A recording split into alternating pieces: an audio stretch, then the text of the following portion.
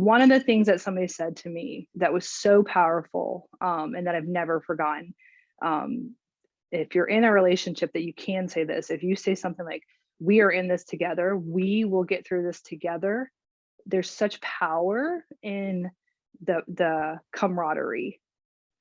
You don't feel so alone. Yes. And that really stuck with me. So even as providers, to say, like, we will get through this together, we will research who can help you, we will research, a support group, we will, that sense of togetherness, I think, is really, really powerful.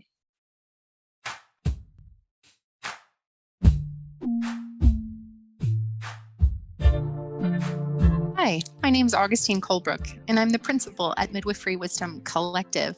I speak on this podcast about big picture political issues and the future of our profession. Hey y'all, I am Jamara, and I'm a midwife. I'm also a birth justice activist, and this season I am looking forward to sharing stories of Black midwives and the communities they serve. Hello, beloved birth community. I'm Angela Love, nurse midwife since 2004, preceptor, and mother. I have a home birth practice called Midwife Love and a national telehealth practice called Midwife RX. My mission is to keep birth choices available and to educate the next generation of midwives for our daughters and grandchildren. Matriarchy now. I'm Layla Wyatt. I get to share with you the voices of student midwives from across the country and beyond. This season, we focus on those students who just graduated, are about to sit for the NARM, or did yesterday, and we get tips and tricks for you for what happens at the end of the student midwife journey. Noelle, do you want to say a couple things about yourself? Sure. So I'm glad to be able to join today. I'm also a Floridian. I'm joining from Winter Park, Florida. I'm Noelle Moore, and I'm the executive director for the Finley project, which I'm sure we'll dive into today. And then I'm also a coach and a consultant with a company called Noelle Moore Consulting. Okay. Yeah. So we're not that far from each other. No, we're right down the road. Yeah. Yeah. I've started getting into your book. I haven't finished it yet, but it's pretty amazing what I've read so far. Thank you. Yeah. It was definitely a scary process for sure. Yeah. When did it come out? So it's been in process for years, but it finally came out in July of this year. So 2022. Okay. So it's pretty new. Mm-hmm. I found it on Amazon and I got the Kindle version because that's how I like to do it, read it on my phone. Is there an audio version? No audio version. So there's actually two parts, and I'm sure we'll talk more, but so there's a book, which is more like my biography, but then there's a separate piece, which is the care guide. And that's really designed for caretakers and friends and family. Okay, nice. Yeah. So I first heard about you through a former client of mine who lost a baby and then was directed to you somehow and really spoke highly of your program and how it really helped her following the loss of her child. So you want to tell us a little bit about the Finley Project for people who've never heard? Sure, be happy to.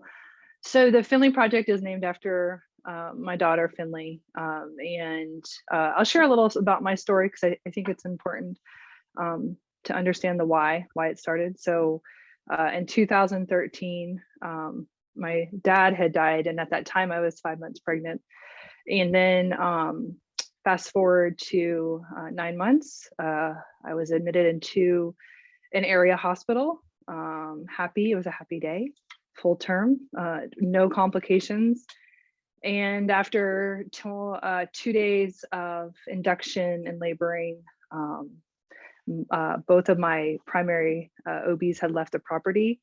And shortly thereafter, I needed an emergency C-section. And so I was rushed into the OR.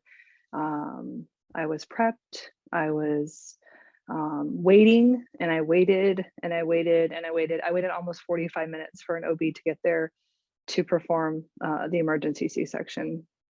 And Finley I read in your book that at one point somebody asked, was it the anesthesiologist, if they could do a C-section? Yeah. I mean, it was, he asked, somebody was saying, can't you still do one? So-and-so, where's so-and-so? Is she in the cafeteria? There was not one OB on property to help. And so we were literally waiting, and chaos just everywhere. Eventually my OB got back and did the C-section and got her out. She suffered severe brain damage because of the delay in care, put on life support. And the next couple of weeks, we have this beautiful, almost 8-pound baby, but now what? What happens, right? And so as her parents were faced with all these things like we never dreamed of facing. Eventually a really, really kind neonatologist came to us and said, listen, like, she'll never walk, she'll never talk, like she will not have a quality of life like that you would dream of for her. So we had to make the worst decision. And so almost 23 days after she came into this world, we had to let her go from this world. We had to release her. It was literally worst day of my life. So we walked down that NICU hallway, and we're down the elevator, and we walk out, and it's like, now what? Like, how do we go on with our baby, our daughter's back there, like into this world? And so it was in that moment that it was scary. It was the first time I really felt like an intensity, like a fear of like, how do I survive now? Like, how do I navigate this? And it was ugly. It was not good at all. Yeah. I want to thank you for being so brave about sharing your story and talking about this, because I know it's not easy every time. It's not easy. And I feel like you have turned this tragedy into a work that is very beautiful and helpful to so many people. So I want to say thank you before we get into what you're doing. Yeah. Thank you for saying that. To me, it's to say her name means to honor her. So it really is a privilege, truthfully, to get to talk about her and my journey. So thank you for having me too. Yeah. Yeah. Yeah. So my friend was talking about how the project really addresses so many areas of the grieving process and so many different parts that are often overlooked, everything from groceries to house cleaning to therapy. So that's amazing. So tell me more about what your project does and who's eligible. Sure. So when I walked, like I mentioned to you, walking out of the hospital, and like, where does a person like me fit? Like, now I'm in this new category, I'm no longer, in my mind, mom. It felt like that, even though I was. And so initially I knew I needed more help. Like, I knew I needed more help than just, like families and friends trying to help me. I needed a professional's help. And so once I started getting counseling, very shortly thereafter, I kept thinking like, but who helps people like me? There was nothing. There was nothing. I had to figure out how to pay for counseling. And so that's when the light bulbs were like starting to go off in me, even in that early awful grief. Like, I need to be able to provide counseling for women. I was like, that's it. That's what I'm going to do. I had it solved. Like, I'm going to do. So the first lady, almost shortly after Finley died, that I had heard that had lost her baby, I said, hey, I want to figure out how to pay for counseling for you. And she said, Noelle, honestly, I've been living in the Ronald McDonald house. My baby was really, really sick. My home's a mess. Like, I want to go to counseling, but I'm not there yet. And so it caused me to literally stop and say, wait a second, like, how do we effectively help women from a holistic approach to then eventually earn their trust, to then get them into counseling? And so I took a step back, and I was like, what are the things that women need? What do people need? What are some of our basic human needs, which includes food, shelter, all of those things. And so, yeah, the program does include 7 things. Mm-hmm. Okay, beautiful. Yeah. So tell me the 7. They're groceries, cleaning, therapy. Yeah, you have almost all of them. Okay, I got 3. So we help plan the funeral Okay. because, when a child dies, like you don't ever anticipate having to do that. So we help plan the funeral, meal gift cards, house cleaning, which is a big one, massage therapy, support group placement, counseling, and then peer support. So those are the 7 things. Love it. So Thanks. important.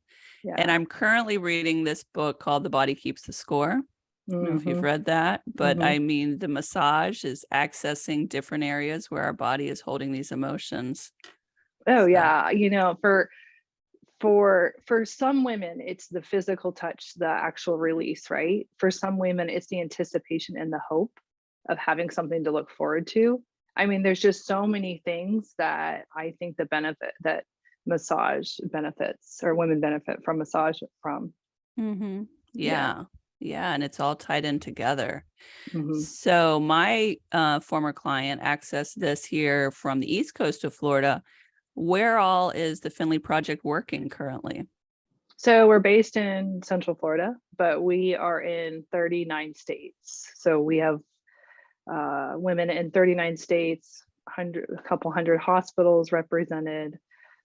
So we can help in any state in the U.S. Okay.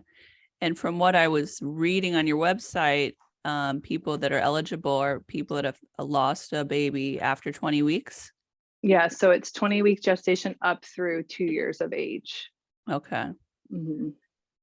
And it's any condition, any nature of death we don't help a particular type of loss. It's any type of loss. Mm-hmm. And when do you want these women to enroll in your program? So we really are, our program the model is based on kind of like an urgent need. So those things that we mentioned are when a mom's really in the fog phase, which is 30 to 60 days after loss. So we're looking at now 60 to 90 days after loss. Okay. So the primary audience of this podcast are midwives.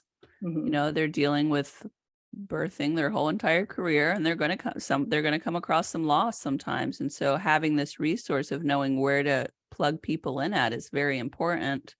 Because I know a lot of programs don't cover this side of it. We cover everything to try to avoid this. But when it actually happens, how do we deal with it? How do we help people get through it? And that's a really important point. I think there's some research that just talks about like a patient's perception. If they feel like you provided them some tools and resources, even after this loss, that can be so tragic, they see the provider as so much more compassionate and caring, like they weren't left hanging. And it's amazing, like, to hear these women that, oh my gosh, my midwife or my OB, they told me about you. And like, I'm so thankful they did. And there's this full circle, like, I think that can help a lot. Yeah. So I haven't finished your book. I'm probably about halfway through. What are things that you think are helpful for people to do or say in the immediate loss time? Sure. So I get asked that a lot because I think it's so scary. Like, people are so afraid of it, right? Like, and I actually say that, like, I don't know what to say. And this is so hard, and it is so awful. I advise people to call out what's obvious, right? So like, I don't understand why this happened. It is so awful. I can't believe you're going through this. I can't imagine like that you have to deal with. One of the things that somebody said to me that was so powerful, and that I've never forgotten, if you're in a relationship, that you can say this, if you say something like, we are in this together, we will get through this together, there's such power in the camaraderie. You don't feel so alone. Yes. And that really stuck with me. So even as providers, to say, like, we will get through this together, we will research who can help you, we will research, a support group, we will, that sense of togetherness, I think, is really, really powerful. Okay. Yes. I like that. Yeah. Okay. And What about long-term things to say or do? I'll often tell people families are frantic when this loss happens, right? Because we got to fix so and so. We got to fix her quickly. We got to put all the pieces back together and make her back. She's never going to be back. Like she's gone. She's over here. And so I really encourage people to focus on the long term. And what to me that looks like is send cards for 6 months to a year. Put a reminder on your calendar. I'm just going to send a card. I'm going to send a text. I have a friend who on Finley's birthday, since the day that or on the 25th of every single month since Finley has died, I get a little heart, I get a little bow, I get something that reminds me that she hasn't forgotten. And that simple act of letting that person know you haven't forgotten is amazing. So I think just kind of thinking long term in the sense of like 6 months to a year, sending something. And I write about this in my book actually, but about having thick skin. Okay, so what does that actually mean? Like after in helping somebody, there are times when they will not respond. They will not thank you. They will not think your meal is amazing, and they won't tell you, or they won't thank you for calling them, but they appreciate it. Sometimes they just can't express their gratitude. And so I would encourage people have thick skin when you're supporting somebody long term. Definitely, because it's not about you. It's about the grieving person, and they're going through their process, and you're there to support them. And so I would say, yeah, that's a definite essential. Mm-hmm. And I did a section called "It's Not About You" in my book, because I think that's one of the, even in my position that I'm in, and I've been through this, I think sometimes remembering that it's not about you. That goes back to the initial things that people don't know what to do or say because they feel uncomfortable. It's not about you. You need to let them know that, hey, I don't understand why this happened. Hey, this is hard. Hey, this sucks. Like, I don't get it, putting yourself out there because it isn't about you. Mm-hmm. Yeah. And I think one of the more tender moments from your book is when you had some really close friends that came over and you guys all just sat in the bed and ate candy together. Yeah, I do. I love that part. I smile because like those are the exact things, back to your question about what people can do, not having any expectations, just going and sitting, maybe bringing a book and just being there, like letting them know that somebody's with them. Like that is very healing. Just not having, like I said, any expectations for conversation or explanations or platitudes. There's just being present with them is really, really helpful. Yeah. And you had someone else in the book, I guess, at a certain point. You still couldn't make phone calls, so they came over and just made some phone calls for you, people you needed to call. Yeah. I actually almost had the title of my book something about like can't think or fog or because when you're in such heavy grief, basic tasks feel impossible, like such as calling or making a meal or taking a shower. And so just having people make those hard phone calls, whether it's to counseling groups or to place an order for food or to cancel some, your hair appointment or just some basic calls, that's a huge help. Yeah. Mm-hmm. I was amazed you talk about going to a 1-year-old birthday party, shortly after your loss, and just that you felt like you didn't know how to say no to that yet. And so that this process helped you realize that you have a right to say no to whatever's not going to serve you in your grief process. That was that was a painful day. I drive up and I see all the cars, like familiar cars. These are my friends, like these are my people. And I didn't want to disappoint them. And I wanted to show support. And like I could barely walk through the front door. And then you walk through the front door and there's like all these little ones, like very similar to Finley's age, like babies and toddlers and you feel like your heart falls out underneath you. Like you can't even function, and I definitely think I learned quickly self-preservation.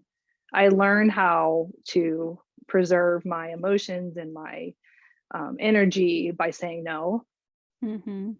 because I was really I was putting myself in positions that was actually making things a lot worse for me. Yeah.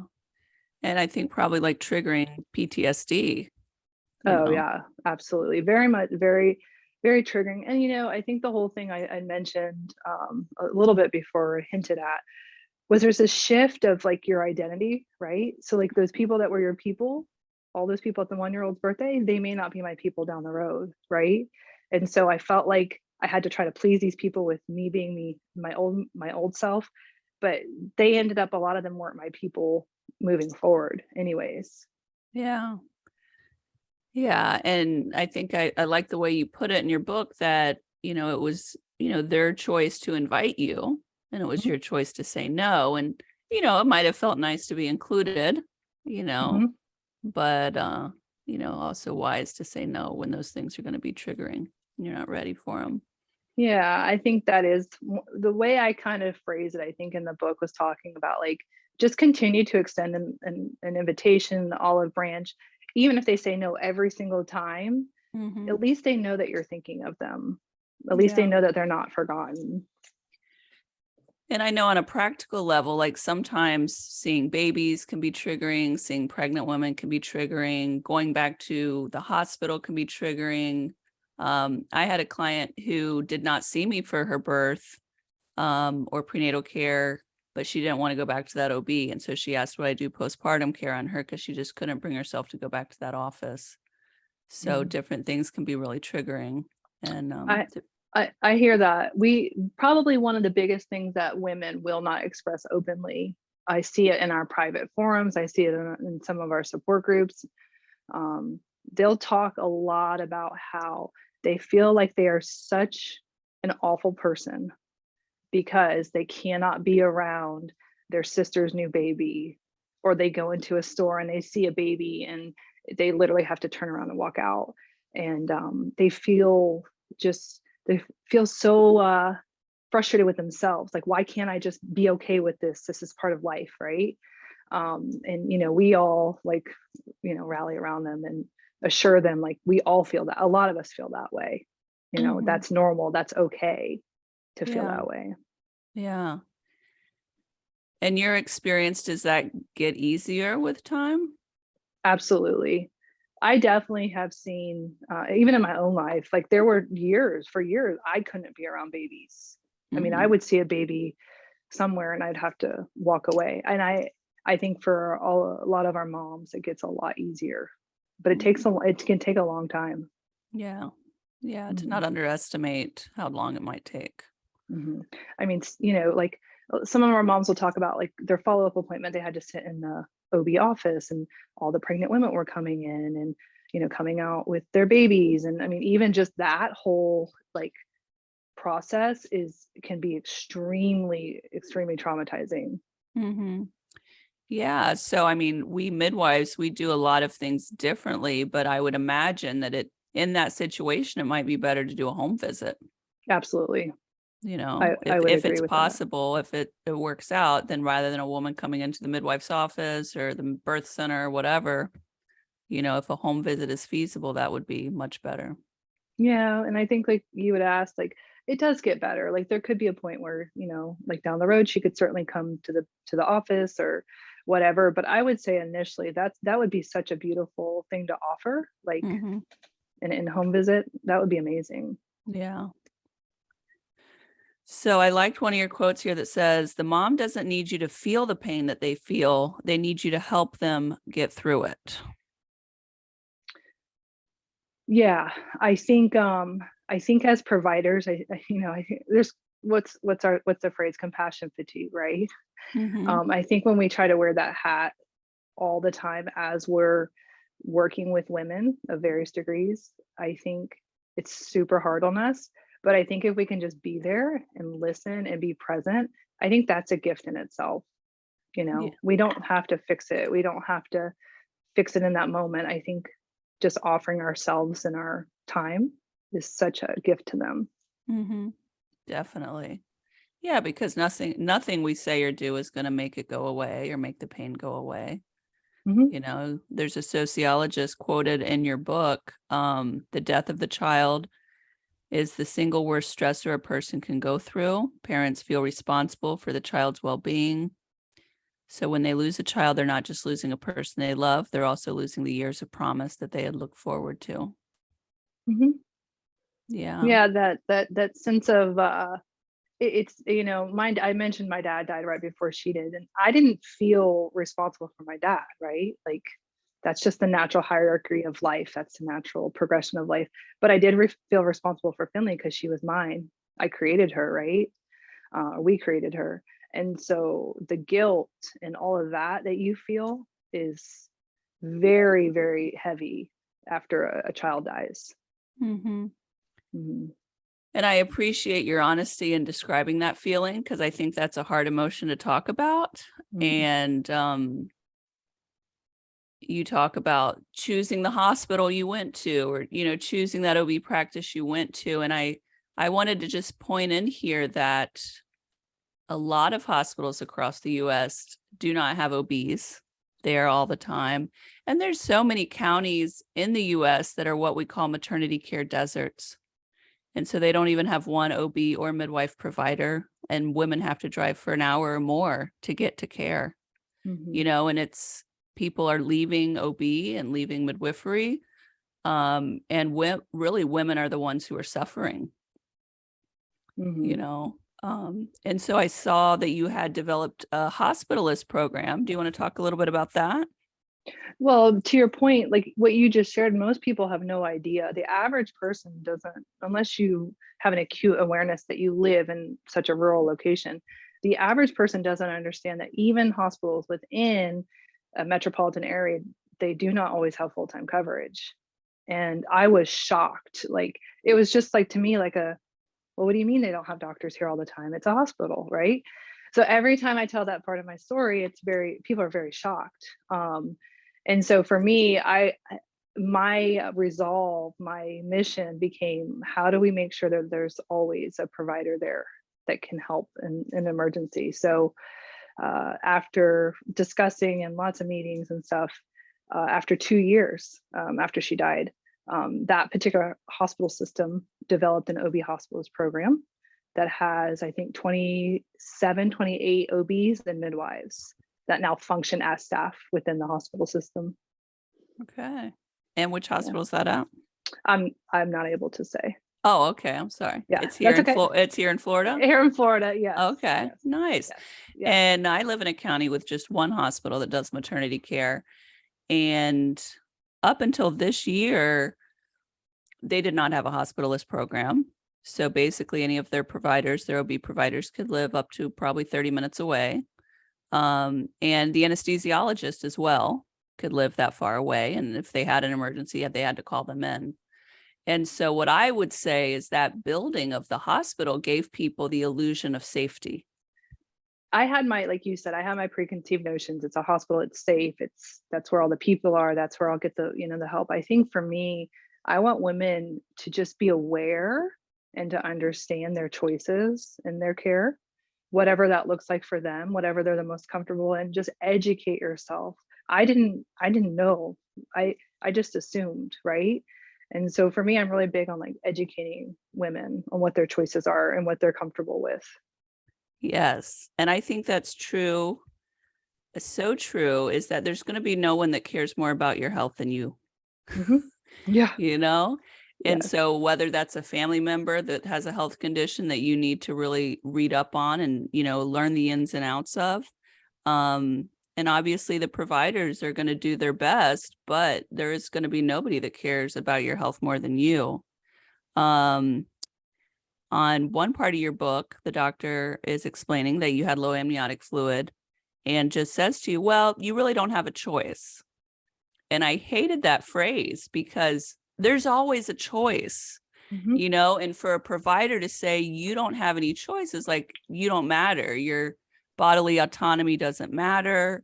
You are just a handmaid carrying this child. You matter. You have a choice. So it could be that this choice is the one I'm recommending.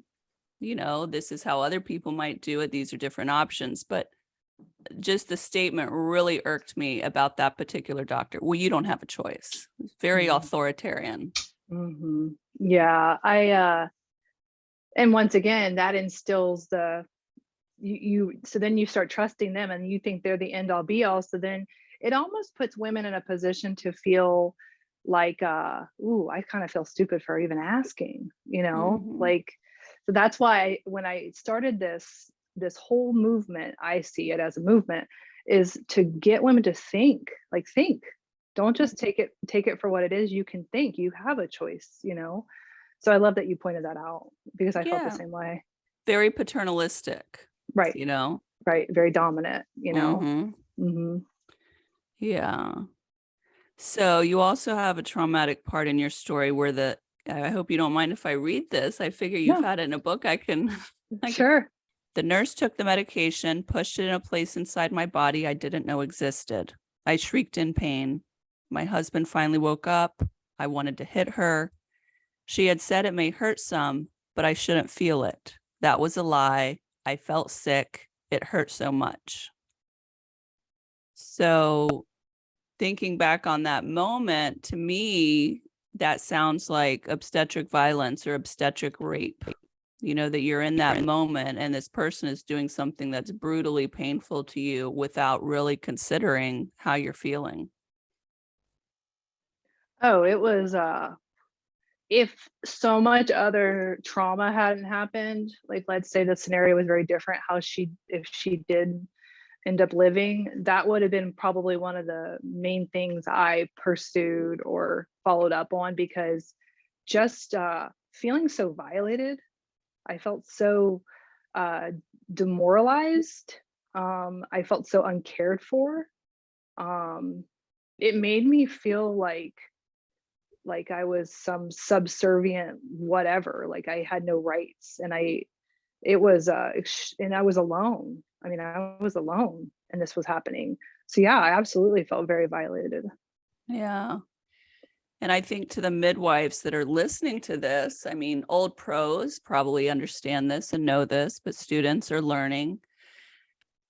And that's one reason why ever we're doing something that's inside the vagina, we should be keeping our eye contact with the woman. We need to look at her face. We need to read her body language and let her know before you even start. If at any point this is too much, let me know. You have the right to stop me at any point.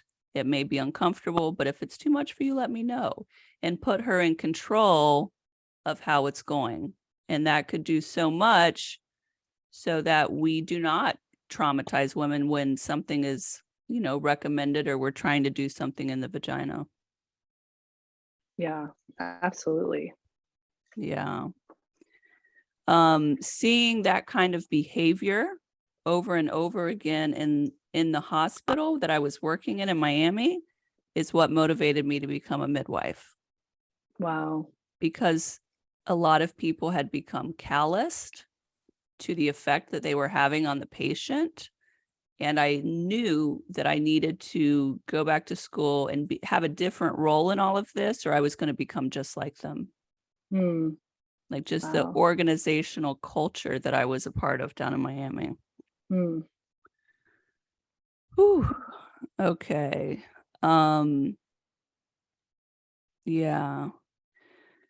So the other highlight from your book I really liked, it says, why I wondered later, was I so okay with going with what they said? I wish I hadn't blindly trusted so much. I wish I had spoken up to ask more questions. I had a strange and unsettled gut feeling, not understanding why things were taking so long. But I pushed those thoughts aside and simply trusted the doctor. I was the one who had never done this before. She was the experienced authority. Oh, it's so crazy, because in my normal life, my normal self, I always speak up. I fight for the underdog. I've been like that since I was a child. And so it was so strange with this experience, And that's where some of the guilt plays in. But why didn't I demand like something different to occur? Like, why did I trust this woman that I met a handful of times? Like, I didn't have to, but I did. And so I just tell women once again, like, trust your gut and use your voice if it doesn't feel right or it feels uncomfortable or you're not okay with it. Definitely. And I think that, the attitude that was expressed there by your doctor and is the normal situation in most practices. There are some practices of OBs that they say you're not allowed to have a doula. We don't accept people who have doulas, which is a labor support. That's a red flag right there. They don't want anyone asking questions or standing up for the patients. What's going on behind these doors that they don't want anyone witnessing. Right. Yeah. Oh yeah. Yeah. And Florida, is one of the worst states in the country to give birth in. I think the statistics bear that out. Statistics are terrible. Yeah. Ooh, okay. What else do you think would be helpful for midwives to know if one of their client has experienced this kind of loss? I think with loss, I think a declarative statement, like let's say that this is, you're wrapping something up after this baby has passed away or died. A declarative statement meaning, I'm going to call you on Thursday. I want to check up on you on Thursday. Giving them that definite statement, that definite thing that they can latch onto is really important, right? Because they've just been abandoned. They've been left by this beautiful creation is now gone. So they want to latch onto you. So I think just creating that next point, touch point, like, so the mom knows, right? That would be really helpful. I do think the power in that long-term follow-up, creating some type of system within your practice to follow up with moms, even if it's, a handwritten card or an email or a text, just something so that they know that they're thought of for at least 6 months to a year would be really beneficial. Do you think beyond that there's value as well? Absolutely. I mean, I've seen some of these moms build relationships with their midwives, OBs, neonatologists. They'll go to lunch with them. They are now a part of their story forever. I write about it in my book, but like, just you have the staff has the opportunity, whether good or bad, to be in the mom snapshot forever, right? And so how they handle things, they will now be a part of that little timeline now. And so if things are handled well and there's follow-up and there's the moms will latch on for the most part. And I think years after, I've seen moms still stay connected with their OBs and midwives because that follow-up was there. Yeah. And I haven't finished your book, so I'm sorry, but after your loss, what was your relationship to your OB like? Okay, so let's see how I want to explain this. So when my dad died, I only had seen her a few times. So I had moved. So I moved when I was 7 months pregnant. So this OB she was very new to me, and her partner were very new to me. Once this all happened, it was not good. There was no relationship. There was no accountability. There was no, I'm sorry. There was nothing. It was more so like, oh, this stuff happens. Well, it didn't have to happen. And so I channeled my anger and my hatred, truthfully, towards them into this positive movement, right? But there was nothing. I mean, there was, I don't know, I never saw him after that. Okay. Yeah. And one thing that I really struck me was when Finley was born and not crying, the room became quiet except for the counting of instruments by my OB. She said nothing to me, but chatted with a staff member about personal business, just an average day in the OR. That's a horrific statement to me. Yeah.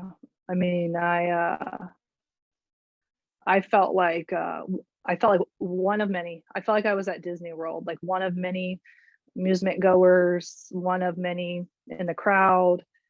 And that's why I keep talking about the importance of that one-on-one follow-up. I mean, these women are hanging on by a thread. I mean, I see it day in and day out. If we don't do a good job wrapping our arms around them and loving on them for the months and years after, it's a pretty horrific outcome for some of these ladies. And how much would have it cost that OB for her to tell you what was happening? For her to say, the baby's been born, the baby's not breathing, they're working on the baby right now. Just to take you step by step and realize the crucial importance of what was going on in that room. Even if she had come around and breathed and everything was great, talking through that process could have helped you a lot process what was going on. Yeah, I think even if the back of her head, she knew maybe she had done something wrong. If she had stayed with me, there would have been a lot less animosity that I would have had towards them, even if the ultimate result was still the same. But the fact that she just went, and not even just that blatant disrespect in those moments, like I didn't have any room for that in my life. Yeah, you talked about how you could see them on the floor. They were chatting amongst themselves, but they didn't come and talk to you. And that you felt so alone and so abandoned. And it was nobody's fault. It went like this, there was no accountability. And I know my situation is very unique, and it is. And I know a lot of times there are no answers, but to at least try to process that with the mom and not just act like, oh, this happens, this is how it is. That is actually it's very detrimental to not process with the mom what may have happened, or what did could have been different, but what may have happened is really helpful. Yeah. Yeah, and as midwives, we're involved in resuscitation. Some of us in the hospital, some of us out of the hospital. I myself do the home birth. And that's one thing I try to do. Even as I'm resuscitating, I'll have one of my staff explain what's going on. And I do anticipatory guidance before the birth and explain to women that 1% of babies need resuscitation. And I talk about what that looks like, so that if they're the 1%, that they know what's going on. And, it helps them to stay calm and to, for us for them to realize what we're working hard for their baby,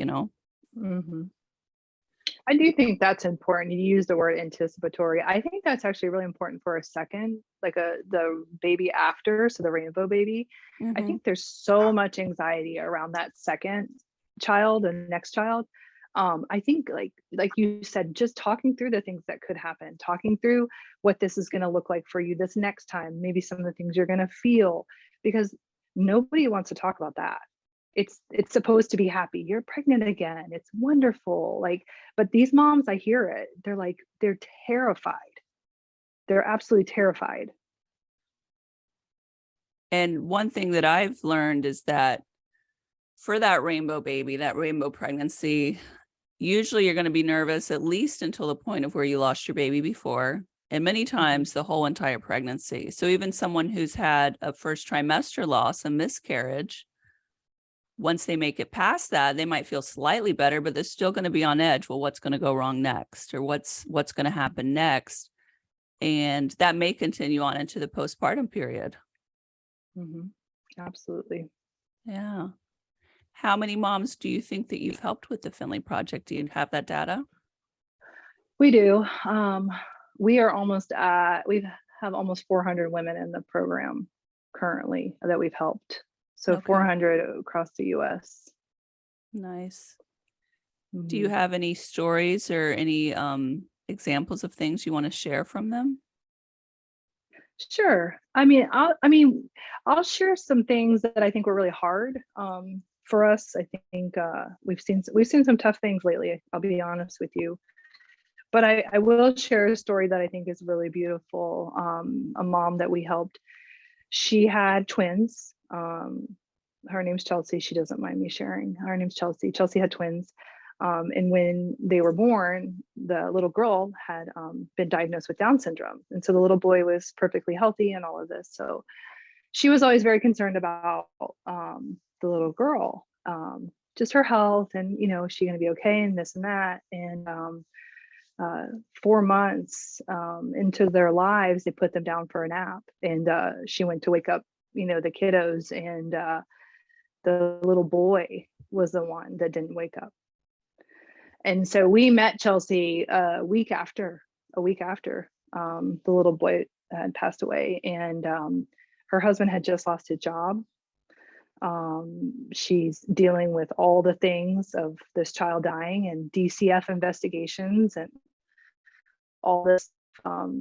She shared with me that she didn't even know how to take her daughter for a walk because she had the stroller that was a double stroller. And so a group of us went out and just bought her a single stroller and did that with her and walked through that with her. But basically, the fact that when we gave them the gift cards to buy their food and their groceries, just that act alone, because he had lost his job, she just was ecstatic. She couldn't, just so thankful for just that gesture, right? Cleaning her home after this intrusion of people and DCF and cops and all of these things. So Chelsea to me is like that person that every aspect of our program really helped. The counseling, support group, all of it. And now she's super involved. Her husband's on our board. They're doing great. Their marriage made it. It's almost 6 years later, 7 years later, and they have 4 other kids. Wow. Yeah. Yeah. And you talk about in your book how your marriage didn't make it. And I've heard myself that a lot of marriages don't make it through grief. Do you want to speak to that a little bit? Yeah, I think there's some different data out there. This is what I'll speak of from my experience. I think what happens is, obviously we know men and women grieve very differently. I think that's like a statement we hear over and over. But what I encourage women to do is, you need your own group of women to talk to and process with. And men function and they move. They're doers, right? And so if you can allow them that space to just do what they want to do, eventually, like some of the data shows, 3 to 6 months later is when it really starts to settle in with them. So if you can let them initially just do their thing, right, then eventually they'll come around. And so I encourage women, just if he's not talking, it's okay. If he's not crying how you're crying, it's okay. Talk to your friends, talk to your support group, talk to us, talk to your counselor, use your outlets. Yeah. Men, I think, tend to check out a little more, might be going to the gym more, or playing more video games, or yeah. It's very true. Yeah. And the last thing I just wanted to end with is this description you had of the broken heart syndrome. You talked about a condition that presents oddly like a textbook heart attack. Symptoms include crushing chest pain, ST segment elevation on EKG, and elevated cardiac enzymes on the lab results. Did you experience that? I had, and once again, I see this a lot. The symptoms, all of the things that the broken heart syndrome looks like, myself and many others experience it, and almost presents like a panic attack. It almost presents like your breath is out from underneath you. And a lot of times it's associated with, and I've seen it with just a sense of overwhelming. Something gets really, really overwhelming, like things start coming at you, questions or another responsibility or something like that after grief. And that's when it's almost like that panic attack hits, but it's the broken heart syndrome. I definitely experience that. And I do even sometimes now. I mean, it'll hit me and I realize that's what it is. Okay. Well, I really appreciate you taking the time to talk to me. I'm loving your book. I'm loving the wisdom of your life so far. And I'm just starting to get into all the tips that you give to providers. And you're telling me there's another book I can get, a workbook? Or Yeah, so here's the reason that I wrote the book and the care guide was I had this realization that our organization will not be able to help everybody that falls into the category, right, of who we help. And I felt bad turning people away, but having the knowledge of our program and how it helps. So I put our program and the steps into a care guide. So it's a separate guide. It's for providers, family members, friends on how to specifically help using our 7 parts. Okay. Wonderful. Well, I can't wait to read that. I think that I love all the practical things that you have. This is a field that has been neglected. And like you said, when you tried to go to a grief group and they wouldn't let you in because your child had not lived long enough, according to them, I thought that was so devastating. And so I am in awe of your work. And I hope, that everyone who needs your program can get in and the rest of us providers can become better at dealing with this horrible tragedy. Yeah, I want to thank you too for anybody that's listening, because you have such power in helping heal and helping these moms through this process, because it's not easy and they need you. So thank you for listening.